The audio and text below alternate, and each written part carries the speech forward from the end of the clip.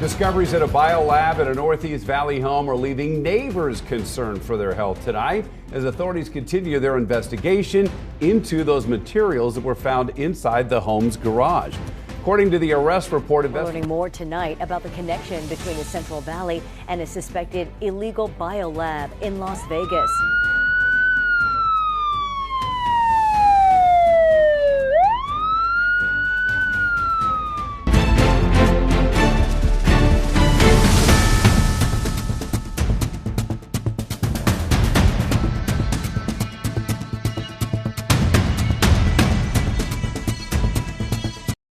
በ500 ሺህ ብር ብቻ የንግድ ሱቅ ቴምር ፕሮፐርቲስ ከባድ የሚመስለውን እውን አድርጎታል። በፍጥነት እያደገ በሚገኘው ገላን ኮንዶሚኒየም ሮብ ሆቴል ፊት ለፊት 3000 ካሬ ሜትር ላይ ያረፈ G+7 የንግድ ሱቅ ግንባታ ጀምረናል። በ500 ሺህ ብር ቅድመ ክፍያ ከ2.5 ሚሊዮን ብር ሙሉ ክፍያ ጀምሮ የሱቅ ባለቤት ይሁኑም። ተጨማሪ ምስራች በጥንታዊቷ ባሬና በዲፕሎማቶች መንደሯ ሳር ቤት ሲልክ ሮድ ሆስፒታል አጠገብ እስከ 35 በመቶ በሚደርስ ቅናሽ እየሸጥን እንገኛለን። በቴምር የዶላር መጨመር የግንባታ ግብዓቶች መወደድ አያሳስበውትም። በኢትዮጵያ ብር ያለምንም ወለድ በረጅም አከፋፈል የህልሞን ማረፊያ ያገኛሉ። ለበለጠ መረጃ 0999667574 ላይ ይደውሉልን። ቴምር ፕሮፐርቲስ። ሰላም ጤና ይስጥልን። ዛሬ ይዤላችሁ የመጣሁት ጉዳይ በሩቅ ሀገር ስለተፈጠረ የፖለቲካ ቀውስ ወይንም ስለ አንድ የታወቀ ሰው ግለ ታሪክ አይደለም።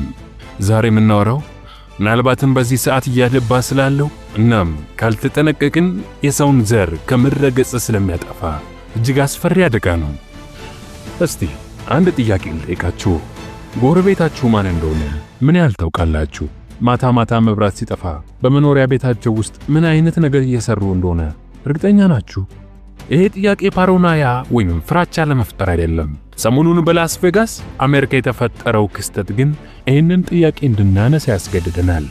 ባለፈው ቅዳሜ ነበረ የላስ ቬጋስ ፖሊስና ኤፍቢአይ ወኪሎች ወደ አንድ ጠጥ ያለ የመኖሪያ መንደር ያመራሉ።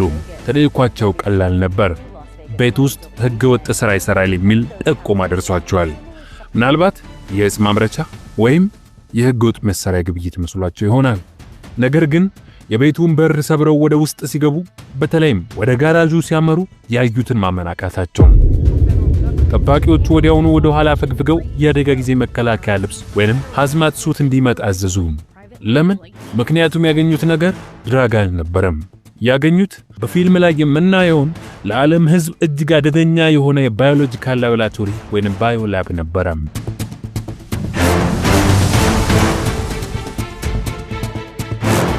በዚህ ቤት ውስጥ በመቶዎች የሚቆጠሩ የሙከራ ቱቦዎች፣ የኢንዱስትሪ ማቀዝቀዣዎችና ከ1000 በላይ የሚሆኑ ምንነታቸው ያልታወቀ ፈሳሾች ተገኝተዋል። ናስቡት። ይህ የሆነው በመንግስት ጥብቅ ቁጥጥር ስር ባለ ተቋም ሳይሆን ልክ እንደኔና እንደናንተ ያለ መኖሪያ ቤት ውስጥ ነው። ነገሩን ይበልጥ ያወሳሰበው ደግሞ በዚህ ላቦራቶሪ ውስጥ የተገኙት ናሙናዎች HIV፣ ወባ፣ ቲቪ፣ ኮቪድ-19 እናም አዎ ስሙን ስንጠራው እንኳን የምንርበተበትለት ገዳዩ ኢቦላ ቫይረስ መሆናቸው ሲረጋገጥ ነው። ይህንን ላቦራቶሪ ሲያስተዳድር የነበረው ሰው ማን ነው? ጂያቤዙ የተባለ የቻይና ዜጋ ነበረ። ይህ ሰው ተራ ወንጀለኛ አይደለም። በካናዳ በከፍተኛ የገንዘብ ማጭበርበር ወንጀል የሚፈለግ ግለሰብ ነው። ይህ የ62 ዓመት የቻይና ዜጋ በካናዳ በሬዎችን የማርባት ቴክኖሎጂና የአእምሮ ንብረት ወይንም ፓተንትን በመስረቅ በ$330 ሚሊዮን ከተቀጣ በኋላ ወደ አሜሪካ በስውር በመግባት በተለያዩ የሐሰት ስሞችና የንግድ ድርጅቶች ሲንቀሳቀስ ቆይቷል። ከዚህ ቀደም በካሊፎርኒያ በተመሳሳይ ወንጀል ተፈልጎ የጠፋ የዓለም ቁልፍ የስለላ ድርጅቶችን ያጃጃለ ሰው ነው። ዛሬ ይህ ሰው ለምን እነዚህን ገዳይ በሽታዎች በመኖሪያ ቤት ውስጥ እንደሚያራባ ከጀርባው ማን እንዳለ እና ይህ ጉዳይ ለቀጣይ የዓለም ወረርሽኝ ወይንም ፓንደሚክ መጀመሪያ ይሆን የሚለውን በጥልቀት እንመረምራለን። በተለይ ቪዲዮውን እስከ መጨረሻው ካያችሁት የዓለም ጤና ድርጅት በቅርቡ ሊከሰት ይችላል ብሎ ያስጠነቀቀ ስላለው ስለ ዲዚዝ ኤክስ እና ስለ ባዮሎጂካል ጦርነት ወይንም ባዮ ዋርፌር ያላችሁን አመለካከት የሚቀይር አስደንጋጭ መረጃ ታገኛላችሁ።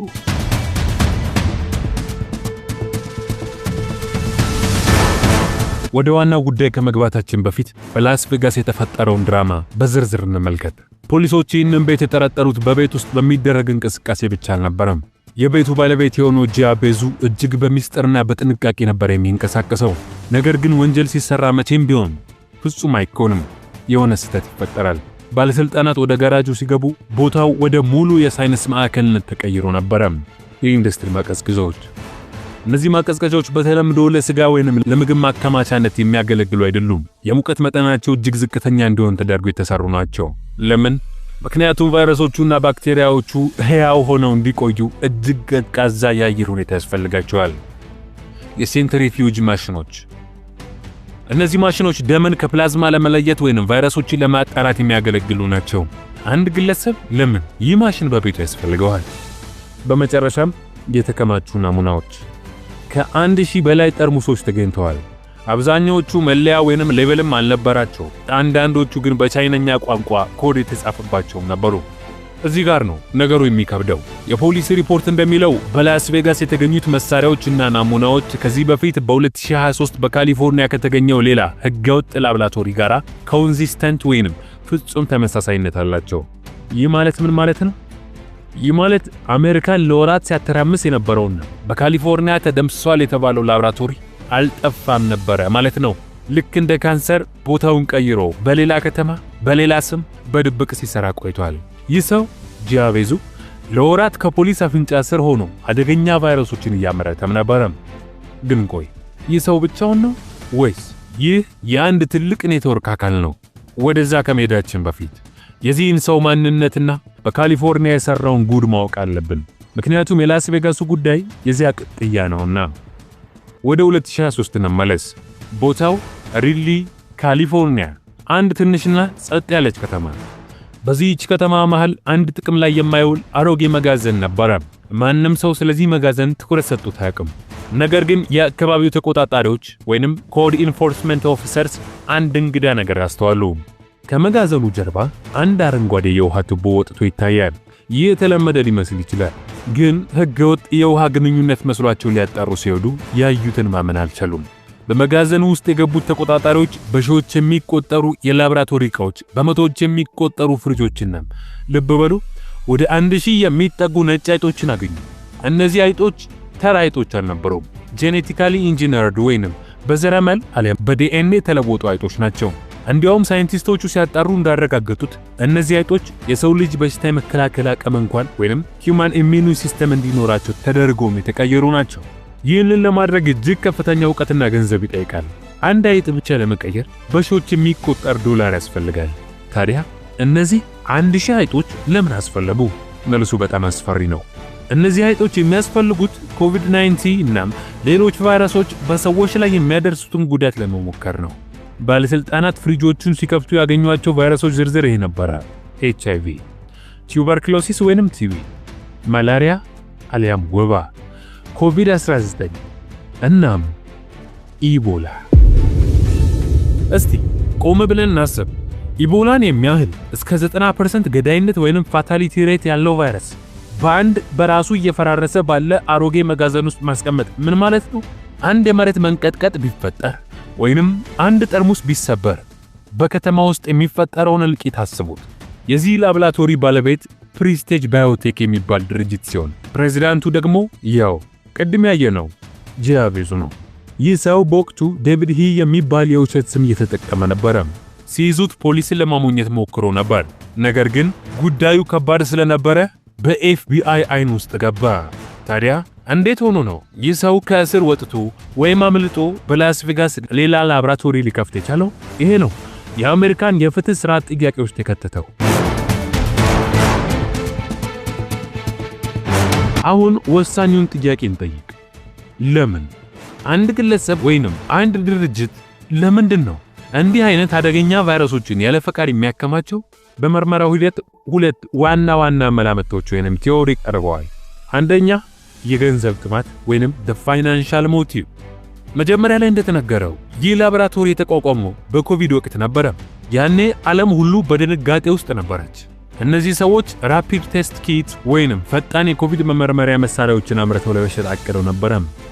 በሪድሊ በተገኘው ላብራቶሪ ውስጥ በሺዎች የሚቆጠሩ የኮቪድ እና የእርግዝና መመርመሪያ መሳሪያዎች ተገኝተዋል። እነዚህን ያልተረጋገጡና ደረጃቸውን ያልጠበቁ መሳሪያዎች በኦንላይን ለህዝብ በመሸጥ ሚሊዮኖችን ያጋብሱ ነበር። ቫይረሶቹንም እንደ ኮንትሮል ሳምፕል ወይንም ማረጋገጫ ይጠቀሙባቸው ነበር ይባላል። ግን ይሄ ምክንያቱ አያነሳም። ለምን? ምክንያቱም ለኮቪድ መመርመሪያ መሳሪያ HIV ወይንም ኢቦላን ማራባት አይጠበቅብህም። እንዲሁም በጄኔቲክ የተለወጡ አይጦችን ማራባት ለሙከራ መሳሪያ ንግድ እጅግ ኦቨርኪል ወይንም አላስፈላጊ የሆነ ወጪ ነው። ሁለተኛው ምክንያት የባዮሎጂካል ጦርነትና የስለላ ሴራ። ይሄኛው መላምት ነው ብዙዎችን ያስፈራው።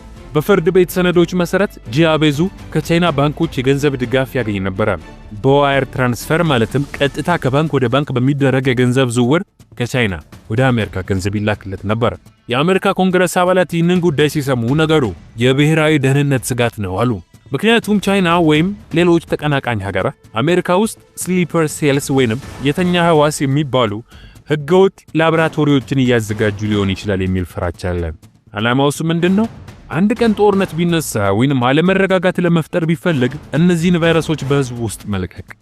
ይህ ሴራ ቲዮሪ ብቻ አይደለም። የኤፍቢአይ ኃላፊ ካሽ ፓቴል በቅርቡ እንደተናገሩት የቻይና መንግስት በአሜሪካ ላይ እያደረገ ያለው የስለላና የሳይበር ጥቃት ከዚህ ቀደም ታይቶ የማይታወቅ ነው ብለዋል።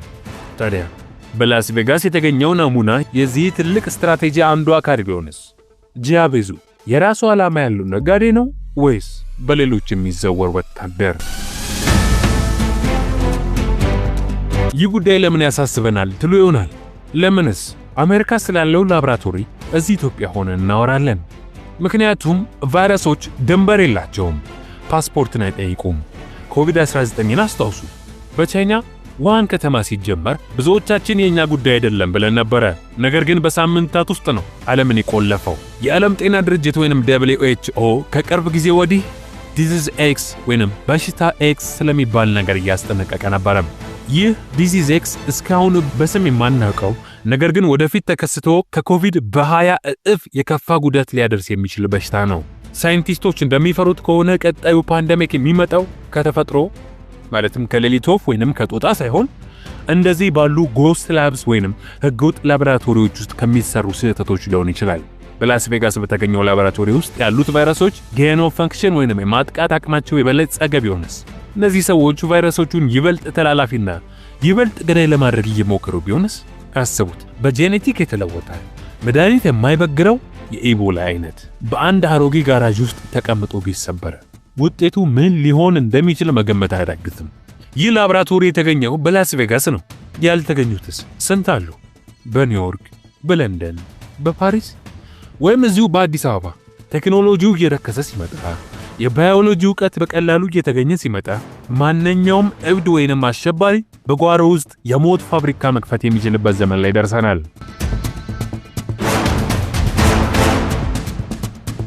የላስ ቬጋሱ ክስተት ለዓለም የሰጠው ማስጠንቀቂያ ግልጽ ነው።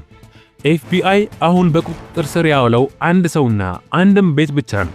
ነገር ግን ፖሊሶች ራሳቸው እንደጠየቁት 2 ላቦራቶሪዎች ከተገኙ ሌሎች ስንት ያልተገኙ ይኖራሉ? ጂያቤዙ አሁን በህግ ቁጥጥር ስር ነው። ክሱም የተሳሳተ መለያ መጠቀም እናም ህገወጥ የህክምና መሳሪያ ማምረት የሚል ነው።